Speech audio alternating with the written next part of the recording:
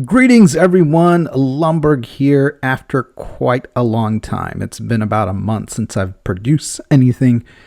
I have been very busy with work, and I think it's healthy to take a break. I took a break from a lot of things. I've come back to the game, and they've rewarded me in my alliance with being alliance leader and all the responsibilities and drama that comes with that. But we're not here to talk about me. We're here to talk about mergers. And just a quick update. A couple of you have asked for this, and I have just not been able to catch up with the speed that Camel is conducting some of the mergers. It's good that some people are getting merged. However, the frequency of the merge does make the whole process a little difficult, especially when you put a lot of effort into a merge. So getting merged very frequently may not be such a good thing, is what I'm concluding. Of course, I await your answers and your experiences to see if that's true. If you're dying to get a merger, you probably don't get one. If you don't want a merger, you're probably getting one. That's just Murphy's Law. This is the spreadsheet that's going to be on the link down below. As usual, I have kind of, served as a record keeper of the mergers because Camel does, somewhat of a mediocre job doing it. I mean, they do list out the mergers here. You can see it here. In the in-game announcements, but it's not really easy to use and find. So what I am providing here is a service and a tool for everybody that wants to research a nation, that wants to kind of figure out when they're going to get merged. None of this is guarantee, of course. All of this is guessing. Always, always, always take it with a grain of salt. And use it as you will. I've tried to be as organized as I can, and this is, this is a labor of love and input from other people. As well as just trying to keep things in check and keeping Camel accountable. As usual, if you've seen this spreadsheet before, you may be familiar with it. I list the nations. We've, of course, moved to 2-nation mergers.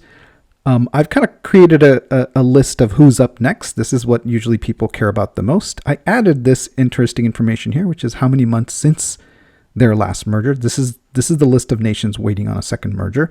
That includes everybody. That includes the nations that just merged in November. This right here is the unmerged nations that are waiting on a first merger. Of course, all of these nations here are unlocked nations. Locked versus unlocked nations simply means that when you try to enter that world in an IP address anywhere other than mainland China, I think you will not be able to enter it. It will give you the message that the channel data is full. So let's look at some of the other tabs here. This is the November mergers. I did a lot of analysis. I just didn't get the time to record a video. So all of this is outdated. Nobody cares anymore, except maybe the people in this nation, just for history's sake. I did this nice little table here that had kind of, what was their alliance BP. All of this has happened. So all of these are merged nations. These green checks or these green highlights mean these are the nations that won Chaos Land or decided to choose that Chaos Land. This was kind of their stats before the merger. Nobody cares about this except for maybe the people doing it and maybe me because I put this together. I just did not get a video out in time. If you care to look at this, you can look at some of these. These were my notes. Of course, none of this is all spilled milk at this point. None of this matters. I did kind of go through, even tracked kind of their void record. It was pretty interesting that Camel actually matched two of these teams together, 459 and 485, that were merging nations and put them in void. So you can see that was an interesting battle there. So some of this history there, most of you probably don't care about this. Any of you numbers geek or people that like to keep track of stats, this does provide some history and some something of a record that you could use. This is the pool of, this is what more people care about, the December mergers. Don't get too excited about this data. This was thanks to NDRS, who did this a long time ago, back in July. So this is very, very outdated data. Use it very sparingly. It's not going to be that helpful. You can see, of course, these nations do have C39, 40s, maybe even 41s. Of course, none of that has been updated. I did talk to a couple of people in this earlier 200. So there's only two 200 numbered nations that have not gotten a second merge. That's 293 and 298. And it doesn't look like they're getting it anytime soon. Some of the nations in the first time merger have heard from their VIP. They've even been told who they'll be merging with. So there's some rumbling of mergers, and you can find that information usually here. Find in the official Camel Discord page, there is a nation merger chat where you can see pre-merger time, where people will kind of list, who they've been matched with. And, the information chain is pretty, archaic and outdated in the sense that only the people that spend a lot, that get that VIP status, are privy to this special information. Whereas really this should be disseminated pretty clearly and openly to everyone. So I quite don't understand why Camel does it that way. And then it leads to a lot of disinformation and rumors. One thing you can rest assured is that I will try to capture everything as it happens, as I find out, and be your kind of source for, one-stop shop related to mergers. One more thing that you can kind of count on is that these mergers are happening at a faster pace than they have before.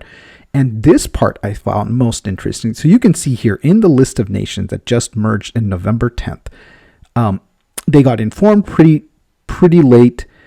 They had a chaos land with pretty short notice, and then they got a merger, shortly thereafter. So it really didn't give a lot of time for players to kind of, strategize, complain to Camel. They probably did that on purpose because they don't like to hear, hey, can I get merged with this nation instead of this nation? Or why did you merge with that? Maybe that's it. Or maybe they're just getting faster. One thing I did find surprising, you'll see here, these haven't been updated to reflect that they had a merger. So at the time of the merger, they were, time has passed. So I think this formula got updated, but they were basically 4 months into their first merger and they already got a second merger. Now, this is not uncommon for the locked nations, but for the unlocked nations, that level of high frequency of merger is almost unheard of. So that is the new game path that they talked about, the VIP reps hinted at, that we're going to have 2 nation mergers and they're going to happen more frequently. Of course, that does not mean that all boats and all nations are treated the same. Only these 2 nation mergers got another merger soon. You can see here clearly that all these other nations that were these older nations are still waiting, some over a year and a half, some over a year to get a merger. So there's really no rhyme or reason to some of this logic. How mergers happened is still a mystery. It has a lot to do with I think spending. If you really think about it, this is a business decision. This is my opinion. I don't know. Camel will say that they take into many considerations and factors. However, sometimes based on how they match some of these, I know that spending has to do with it. It's a business decision. But other than that, even the matching criteria, how they match an algorithm of nations, just even fighting each other in void. I think they just take a dartboard and just shoot darts to kind of decide matching. Sometimes it just seems really, really random at times, and you can't make sense of madness, and you might get mad trying to figure it out. Where was I going? Yes. So let's take a look at. So some of these nations got merged within 4 months of their first merger. So that might be the new trend. Let's look at this other tab, which is the merger list master. This contains in this tab here all of the mergers that I have been able to account for, every single merger all the way down here, right from the beginning of time. This game is now, I think, on its 5th year. If you look at one of the most surprising things is that there was a lock nation within a couple of weeks of its existence that got a merger. So you can see here, in here, you can see this is the latest mergers in November. And this was 1018 and 1022 actually got a merger, which, is mind-boggling that they got a merger, a lock nation. And we all know that the way of life is that lock nations will get a merger sooner than unlocked nations. And they will get a merger more frequently than unlocked nations. But this is just a little bit ridiculous. Like, I don't know did they even have a void? Did they get merged before they got a void? All right. So moving on. I really love this sheet. If you can use it, it's great. This has all the history that you can ever possibly want of who made up a world. For example, let's look at my nation. So if you use the filter here where I have some of the instructions in this yellow, and you try to find out, like, okay, let's see, what are all the nations that went into 285, my nation? Or you can pick any nation that you want. And, usually people forget. And or they want to know where they came from, this gives you you can go through my list and kind of do a Control F and find it, or you can come down to this sheet and just find, all of the history of what happened when, everything that I was able to track. So I find this pretty helpful in settling kind of the record as well as debate and arguments. One thing to, of course, note, you can see the trend here is that it looks like this color coding is green is unlocked and red is locked. It looks like the frequency of locked to unlocked is going down a little bit, meaning maybe the locked nations are not as successful, but still the ratio is about 1:4 or 1:4 about. So you can see here, every four unlocked nations, a new locked nation is made. So that's about the frequency here. These groupings here are simply the globe numbers. Like, if you look in your game here, in all these games, all these locked nation, all these globes. So those globes are being represented by my tables there. So if you come back here, each one of these is a globe. Each one of these purple boxes is a globe, and you can kind of see, how it goes. Of course, you can see all the history.